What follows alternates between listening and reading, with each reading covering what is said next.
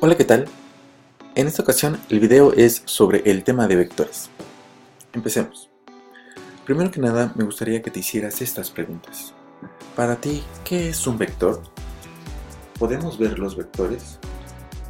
Si algo no es vector, entonces, ¿qué es? Y me gustaría que vayas pensando de tu experiencia particular un ejemplo de de cantidades que sean vectoriales y otras que no sean. Vamos, te dejo que lo pienses. ¿Suficiente tiempo? Bueno, sigamos avanzando. Las cantidades las podemos dividir en cantidades escalares y cantidades vectoriales. Por ejemplo, tenemos esta serie de cantidades.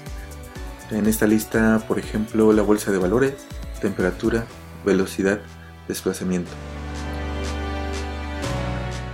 De estas cuatro cantidades, las dos primeras, lo que es la bolsa de valores y la temperatura, son unos claros ejemplos de cantidades escalares. Las otras dos, velocidad y desplazamiento, son ejemplo de cantidades vectoriales. Pero veamos cuáles son los elementos de un vector. Tomemos por ejemplo la velocidad. Un vector va a ser aquella cantidad que va a tener dos características, magnitud y dirección. Anteriormente se consideraba como parte de un vector también el concepto de sentido, pero posteriormente se notó que el sentido está dentro del concepto de dirección, por lo tanto se eliminó como elemento de un vector y solamente nos quedamos con la magnitud y la dirección.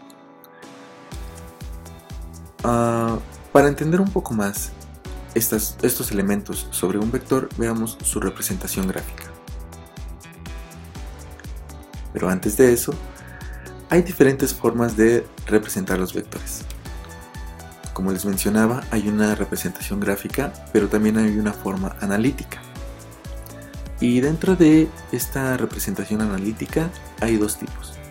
La representación cartesiana, o que llamamos por componentes, que seguramente has escuchado cuando decimos que un vector se compone de dos componentes, una en X y otra en Y, y la representación polar. Ahora sí veamos. Si tenemos un vector, lo definimos como una flecha generalmente que une dos puntos, el punto A con el punto B. La distancia que tiene esta flecha, es decir, la distancia que hay desde el punto A hasta el punto B, a eso le llamamos magnitud. Si ambos puntos están a diferentes distancias, tendrán una magnitud diferente o lo que es lo mismo, un tamaño diferente. Pero este vector no solamente está compuesto por la magnitud, sino que también tiene una dirección. Esta dirección la vamos a definir siempre a partir de un marco de referencia. Supongamos que tenemos el mismo vector, lo que hacemos es poner un marco de referencia, en este caso un eje coordenado, sobre el vector, y así ya podemos saber en qué dirección va. Como en el ejemplo del plan de vuelo, en este caso la dirección va a estar denotada por un ángulo. Si nosotros cambiamos el vector de dirección, podemos tener una dirección diferente sobre el mismo plano coordenado. Entonces, para cada vector vamos a tener un plano de referencia en donde podemos indicar su dirección, y la magnitud será entonces el tamaño que tiene este vector. Así, por ejemplo, tenemos la representación por medio de un eje coordenado X y Y, o también podemos representarlo de manera gráfica por medio de un sistema cartográfico en donde indicamos el norte, el sur, el este y el oeste. El este siempre a la derecha y el oeste a la izquierda. Si tenemos un vector al que llamamos C, nosotros podemos indicar la magnitud de C por medio de la letra solamente y la dirección a través de un ángulo.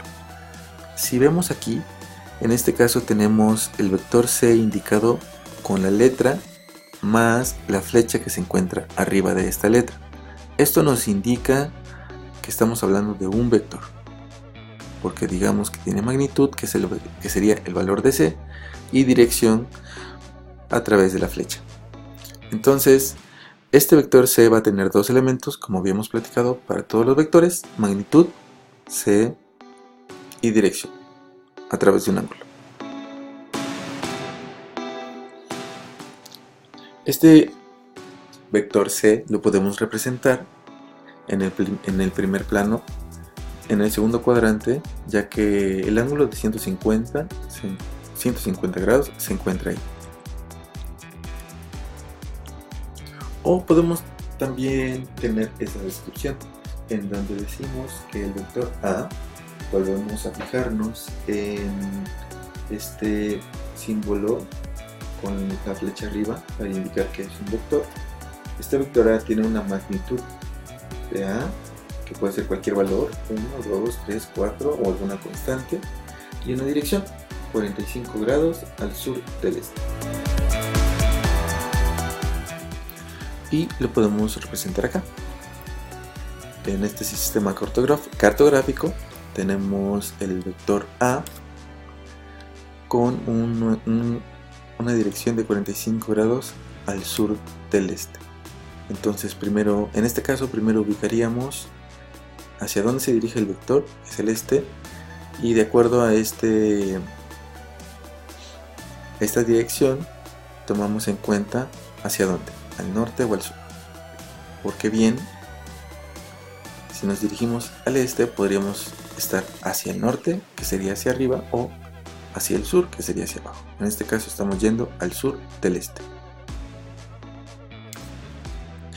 A lo de arriba, es a lo que vamos a llamar representación gráfica, y a la forma en la que estamos representando a los vectores en la parte de abajo le vamos a llamar representación analítica. Ahora, con los vectores podemos hacer diversas operaciones. En este caso podemos dividirlas en dos. Unas serán las operaciones que podemos hacer entre una cantidad escalar y un vector, que solamente vamos a ver una, que es la multiplicación por un escalar. Y específicamente algo muy importante dentro de la multiplicación por un escalar, que es el negativo de un vector, o lo que es lo mismo, el vector opuesto. Y por otro lado tenemos las operaciones entre dos o más vectores, que en este caso sería la suma o resta de vectores y la multiplicación de vectores. Dentro de la multiplicación de vectores consideramos dos tipos de multiplicación: el producto escalar o producto punto, y el producto vectorial o producto cruz.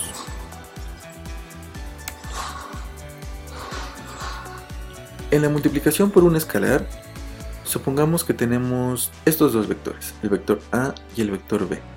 Ambos son diferentes, ya sea porque tienen diferente magnitud o porque tienen diferente dirección.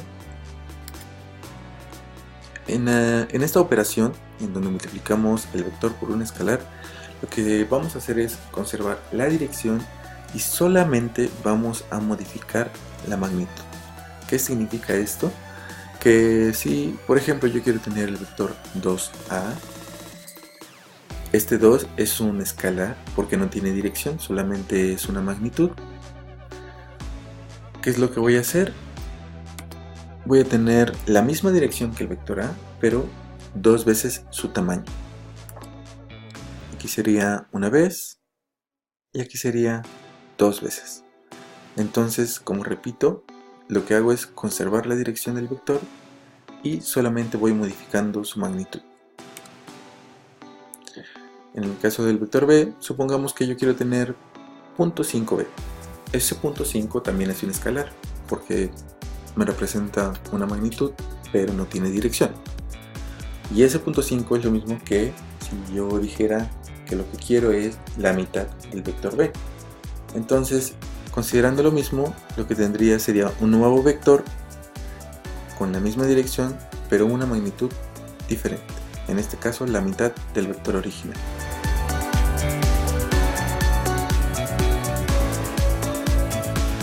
Un caso muy particular dentro de este tipo de operaciones con escalares es a lo que se llama negativo de un vector o vector opuesto.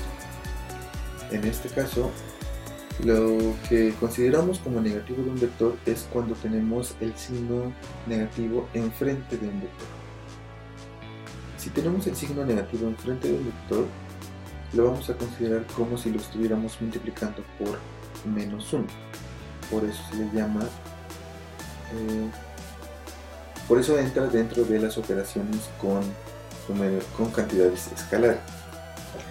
En este caso, en el ejemplo que tenemos en la filmina, tenemos al vector -a, que sería lo mismo que tener a -1 multiplicado por el vector a. ¿Qué es lo que le va a hacer este -1 a nuestro vector a? Pues como es un escalar, solamente no afecta la magnitud original del vector, porque tenemos un 1 multiplicando. Entonces el tamaño va a ser el mismo, pero lo que sí va a afectar es la dirección. Este signo menos nos va a decir que la dirección original del vector va a cambiar 180 grados. Digamos que si el vector a se dirigía hacia el norte, si lo multiplicamos con un signo menos, ahora se va a dirigir hacia el sur. Entonces, esta es la única forma en la que nosotros podemos cambiar la dirección del vector original, multiplicándolo por un negativo. Si el factor por el cual lo estamos multiplicando es un 1, no afectamos la magnitud, es decir, el tamaño, solamente la dirección. Si este factor lo vamos cambiando, vamos a ir modificando el tamaño. Otro tipo de operaciones con vectores son la suma de vectores, en la cual vamos a tener dos tipos de métodos: métodos gráficos y métodos analíticos. Los siguientes dos videos explican los dos métodos gráficos que existen para la suma de vectores. En este caso tenemos el método punta cola y el método paralelogramo. Si en alguna ocasión en la escuela viste operaciones con vectores, seguramente ya conoces alguno de estos métodos. Estos dos enlaces siguen a dos videos en donde se explican estos dos métodos, por lo que te pido que los veas, ya que los vamos a ocupar en clase. Además de los métodos gráficos, también tenemos los métodos analíticos, pero eso los veremos en el salón. ¿Qué pasa con la resta de vectores? Cuando tenemos dos vectores que se están restando, en este caso a menos b, eso nosotros lo podemos representar como a más menos b. ¿Esto qué significa? Que en lugar de considerarlo como una resta, yo estoy considerándolo como una suma de dos vectores, en donde uno es el vector a y el otro es el negativo del vector b. Como ya habíamos visto, el negativo de un vector simplemente es el vector original cambiándole la dirección 180 grados. Así que todas las operaciones con sumas yo las puedo ver, todas las restas entre vectores yo las puedo ver como sumas. Suma de un vector con el negativo de otro vector. Si quieres saber más sobre los vectores y sus características, aquí te dejo dos páginas que puedes visitar. La primera es sobre la NASA y ahí explica las diferentes cantidades que ellos manejan, que son vectoriales y aquellas que no son vectoriales. El segundo es otra página en donde discuten precisamente si el aire lo podemos considerar como un elemento escalar o un elemento vectorial. ¿Tú qué opinas? Eso sería todo para esta presentación. Si tienes una duda, con gusto, compártela. Nos vemos luego.